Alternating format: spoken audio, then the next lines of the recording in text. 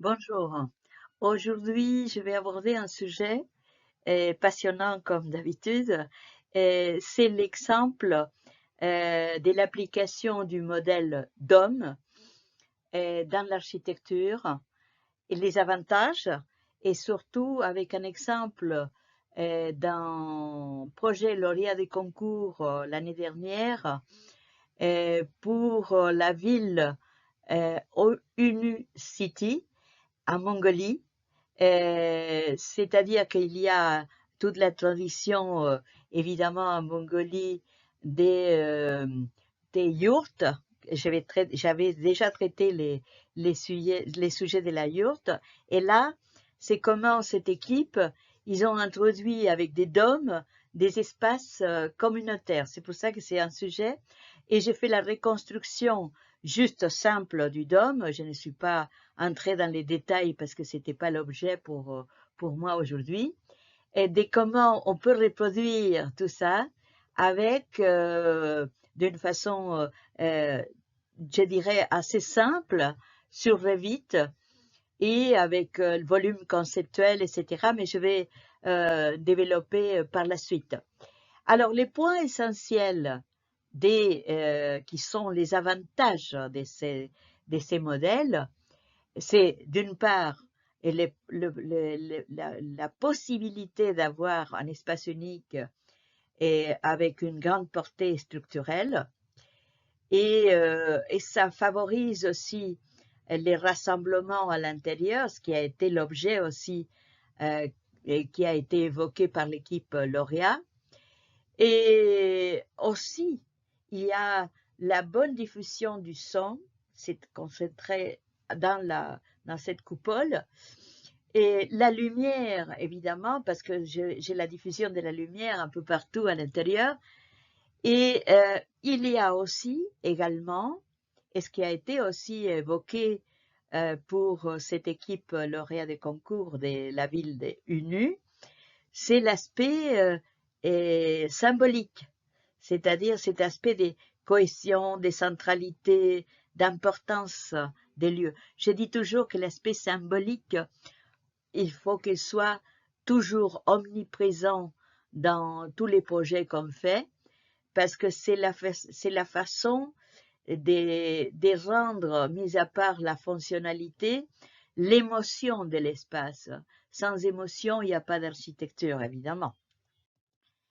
Et donc là, vous voyez, c'est des rendus que j'ai faits, et c'est un concept géométrique des structures qui permet d'abriter des structures communautaires. Hein. Ça, c'est l'essentiel, il est là. La forme du dôme offre plusieurs avantages, en particulier pour, j'insiste, les espaces communautaires. Sur le plan structurel, elle permet de couvrir de grandes surfaces avec peu de supports, créant ainsi des espaces ouverts, favorables au rassemblement. Le dôme génère un volume unifié, centralisé, et renforce ce que j'avais dit là récemment, c'est-à-dire l'aspect d'appartenance dans le lieu. Sa géométrie contribue également à une meilleure diffusion du son et facilite la lumière, ce que j'avais évoqué aussi dans le premier slide. Alors là, vous voyez, ça c'est une image, c'est pas des rendus de mon côté, ça c'est une image de l'agence du concours qui est public sur Internet. Mais c'est une image qui a été réalisée c'est une image directe réalisée pour l'équipe lauréat. Et donc, ces projets, qui va être la nouvelle capitale territoriale de la Mongolie, pardon, située au sud du Ulan-Bator. J'ai cherché après sur format Autodesk, j'ai cherché pour vraiment bien comprendre les sites spécifiques où tous ces projets vont être étalés. Et il y a une vision vraiment, mise à part la forme, il y a une vision urbaine régénérative, biométrique et profondément ancrée dans la culture mongole. Avec ces aspects-là, je pense que je ne peux que rendre honorer l'équipe aussi, parce que ils ont répondu d'une façon, disons, en s'adaptant vraiment à la culture locale, ce qui est hyper important aussi pour nous les architectes. Et c'est la vision 2050, qui c'est les stratégies nationales en Mongolie. Et bon, elle a été sélectionnée parmi 43 équipes. Et l'équipe, la proposition que vous voyez à gauche, c'est Béchu et associés. Hein, et envisage une ville capable de produire plus de ressources qu'elle en consomme. Proposer plus de ressources qu'elle en consomme. Ça vous dit quelque chose, ça. C'est-à-dire qu'il y a une vision d'avenir pour les villes et, entre autres, cet aspect, il est essentiel aujourd'hui à considérer dans nos projets urbains. Voilà, là, c'est une image aussi de l'agence, d'un espace intérieur où vous voyez qu'il y a toute une série de services qui sont reliés en hauteur et où vous pouvez voir que la forme coupole abrite la totalité de cet espace. Et là, à droite, vous voyez, j'ai refait un esquisse, ça c'est pas l'esquisse de l'équipe, j'ai refait un esquisse en prenant compte avec les documents que j'avais de tous les avantages. Vous voyez la coupe, tous les avantages de cette forme à niveau de l'énergie, à niveau de la centralité, à niveau de l'écologie, c'est-à-dire tout est raconté avec cette coupe. Donc, ces dômes sont conçus comme des biomes climatiques dotés d'enveloppes. Les enveloppes sont évidemment légères et adaptables. Les bâtiments garantissent un confort optimal, malgré que vous savez, le climat en Mongolie, c'est pas tellement agréable. Des stratégies solaires passives, la récupération des chaleurs, collecte des eaux des pluies, tout ça, c'est des apports pour améliorer l'aspect climatique. Et évidemment, étant donné que cet effet de serre qui est porté par la coupole, c'est un avantage pour ce type de solutions. La résilience et l'économie circulaire sont intégrées également grâce à des cellules urbaines à consommation d'énergie quasi nulle, des bâtiments à résilience passive et d'utilisation des matériaux d'origine locale, démontables et d'origine locale. Là, il y a aussi un enjeu de la part du concepteur très important par rapport à ces projets. Là, vous voyez une image aérienne, vous voyez toutes les petites coupoles qui suivent un alignement. Et bon, et comme je dis, c'est l'aspect de la résilience climatique et l'économie circulaire au centre du projet. Matériaux, comme je disais, locaux et démontables, et bâtiments à survivabilité passive, réseaux. Il y a aussi des réseaux intelligents intégrés, c'est-à-dire qu'il y a un aspect smart grid d'utilisation des infrastructures paysagères sensibles à l'eau. L'alimentation et les sols constituent un pilier majeur de la vision urbaine dans ces cas-là, avec une approche des agricultures régénératives, des circuits courts. C'est-à-dire qu'il y a aussi un aspect économique local qui a été considéré et renforcé avec ce type de projet. Et voilà, vous voyez que là, on voit bien la ville Et c'est un projet où il y a une continuité, un parcours. C'est ça que je trouve très agréable déjà à les voir comme projet. Et j'imagine après à vivre. C'est un espace public continu, cours, places, jardins, étoiles de vie. Étoiles de vie, c'est les petites dômes qui circulent, deviennent des lieux de transition culturelle, d'apprentissage et de partage, faisant de la gastronomie, du paysage et de la mobilité des vecteurs d'identité et d'ouverture au monde. Qu'est-ce qu'on peut chercher de plus? Je pense que c'est une valeur vraiment très importante et je comprends pourquoi ce projet il a été choisi parmi une quarantaine qui étaient proposés.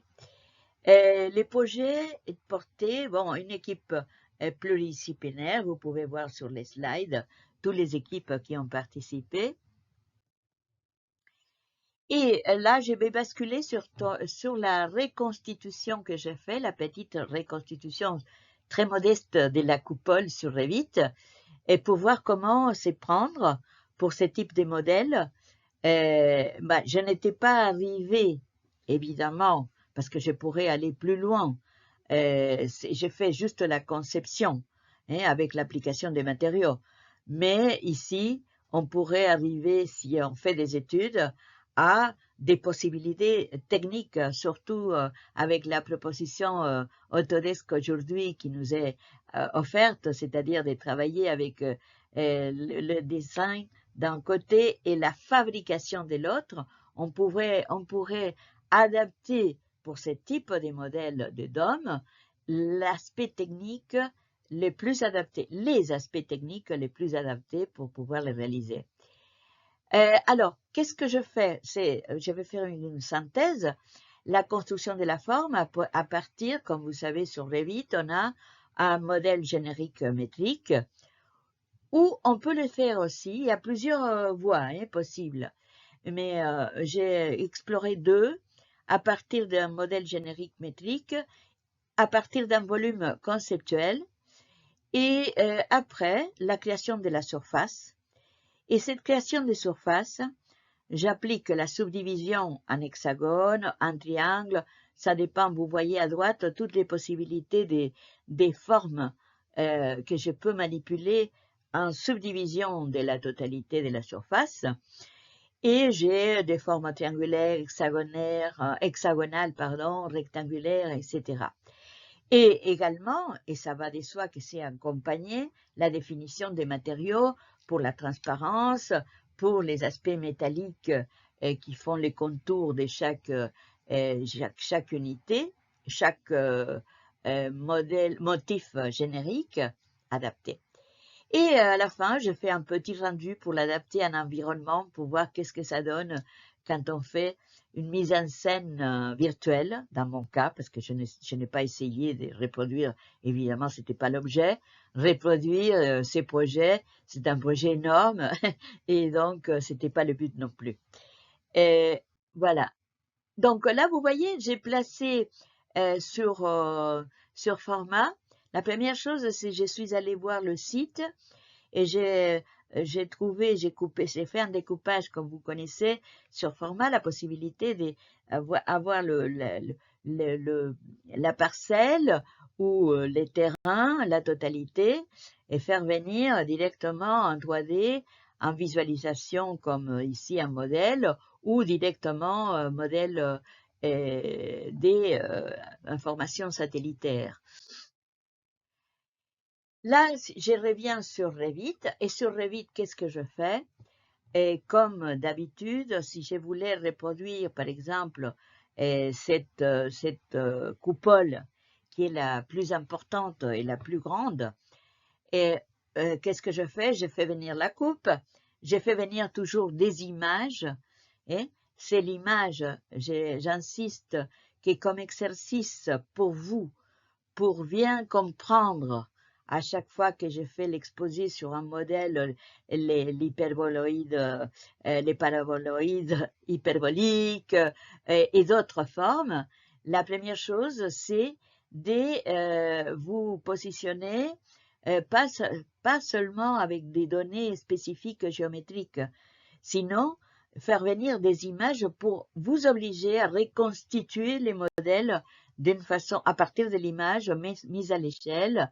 Là, vous voyez, par exemple, il y avait 160 mètres de diamètre, donc voilà, j'ai reconstitué les cercles de base avec cette dimension.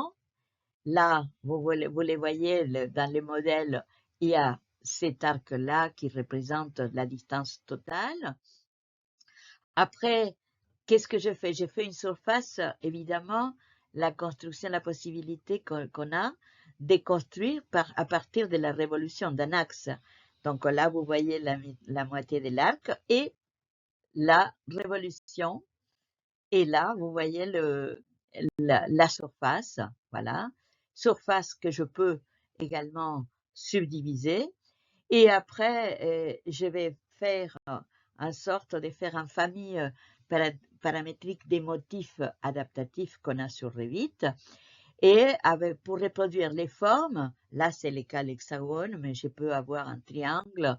Hein, voilà, reproduire à chaque fois avec des points adaptatifs, parce que à la fin, comme vous le savez, je dois venir sur la surface et les appliquer, les accrocher en fonction des points adaptatifs, étant donné que c'est pas une surface, si ça c'était une surface avec un quadrillage régulier, je n'ai pas besoin de faire, mais là, il y a la courbe déjà, c'est-à-dire qu'il faut travailler avec des splines pour pouvoir suivre la courbe, et en plus, venir détailler la surface vitrée, les contours s'ils sont métalliques, etc. Et là, j'ai fait un saut très direct pour aller vite. J'ai fait aussi une autre méthode, c'est-à-dire que pour faire un dôme plus petit, là, dans ces cas-là, des 40 mètres de rayons, c'est-à-dire 80 des diamètres. Et ces rayons, qu'est-ce que je fais? Je fais venir des points stratégiques tout autour pour, vous allez voir par la suite, vous voyez, je me suis positionnée en plan vertical. J'ai créé à nouveau un arc de la totalité. Là, pour ces cas-là, c'est diamètre 80. Et j'ai positionné également des points stratégiques sur la courbe. Alors, vous voyez là, dans 3D, j'ai les cercles et j'ai les arcs qui sont positionnés à la verticale avec des points de référence. Ces points de référence, après, avec ces lignes de référence, je sélectionne toute la séquence et je reconstitue la surface totale, comme vous les voyez là. Et également, comme les cas précédents, je peux faire la subdivision.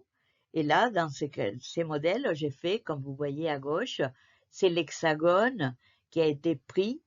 Et évidemment, c'est pas seulement choisir l'hexagone, sinon bien choisir par rapport au nombre. Vous voyez qu'il y a les nombres dans un sens et dans l'autre.